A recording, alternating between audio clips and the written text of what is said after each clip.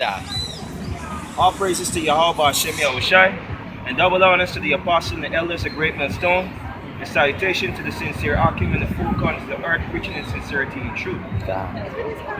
Proverbs 22 and verse 7. The rich ruleth over the poor, and the borrower is the servant to the lender. This is actually precept showing the curses of Deuteronomy 28 and verse 43. The stranger, being the other nation, says, the stranger that is within thee shall get up above thee very high, and thou shalt come down very low. He shall lend to thee, and thou shalt lend to him. He shall be the head, and thou shalt be the tail. So when Israel was receiving their benefits from Yahweh Hashem Yahushai by keeping the commandments of law, they were on top of these nations. But because of the breaking of the law and the prophecies foretold, the things that we will have to go through, that represent these other nations, Esau being the head, which is the bankers, the Rothschilds, the DuPonts, the Getty, and so forth. They're the ones basically have the so-called Negroes, Hispanic and Native Indians still going to them to borrow loans and all this kind of stuff, and have to pay them big debts, which they're not being able to pay. They either lock them up in prison, or they take away their houses and so forth. Verse 8, he that soweth iniquity shall reap vanity, and the rod of his anger shall fail. Right? So the so-called white man's anger is not going to last for a very long time. Although the scripture says the straightness of his anger lasts for a period of time, it shows that Yahweh Shai is coming back.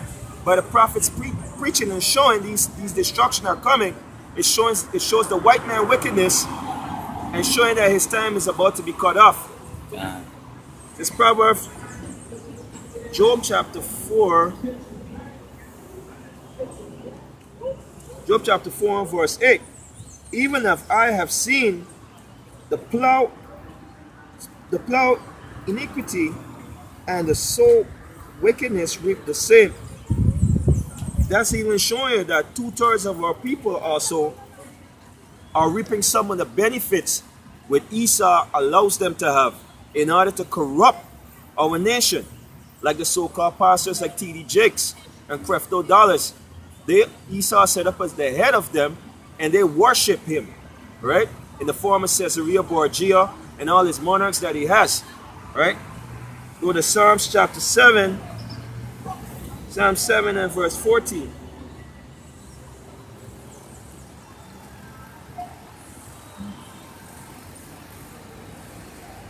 Psalm 7 and verse 14, behold, he travaileth with iniquity, and had conceived mischief, and brought forth falsehood.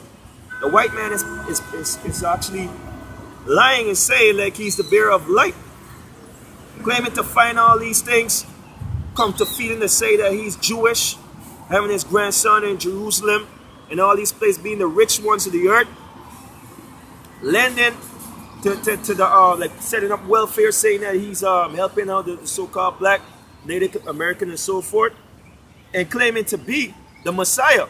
God. Right? Verse 15, he made a pit and digged it, and it falleth into the ditches which he made. So all this thing that he's setting up is only preparing himself to expose through the prophets of who he really is, to cause his downfall. Right? Which is going to be under the rulership of Yahweh Shai and the elect men. God. They're the ones that are going to destroy him. God. Right? After he's finished serving his 1,000 years of slavery, he's going to be completely obliterated. That means he's not going to be no more. God. Psalms chapter 9 and verse 6. Verse 5. Thou hast rebuked the heathen, thou hast destroyed the wicked, thou hast put off their name forever and ever. Right? The so-called white man name is going to be put off forever and ever. That's just confirmation of the scriptures. Right? Verse 6. O thou enemies, destruction are come to a popular end, and thou hast destroyed cities. Their memorials is perished with them. Therefore, the so-called white man destroyed so by destroying the so-called blacks, Native American, and Hispanics, by doing evil unto them, going into their lands, and holding the children of Judah of captivity also, the time is coming when all these things are going to turn back to him. What the scripture said in Revelation, he that lead into captivity must go into captivity. He that killeth with the sword will be killed with the sword. God. All right. Verse 15 of chapter 9 of Psalms.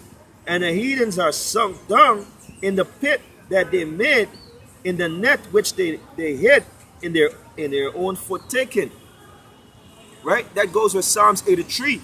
It tells you that they made an agreement together. They're all going to be caught in this pit, which the Most High is going to use these other nations to nuke Babylon, which is America, Esau's kingdom. And then they're going to turn again upon themselves. And then Yahweh Shai is going to destroy them when they turn one together to destroy. They're going to be completely destroyed.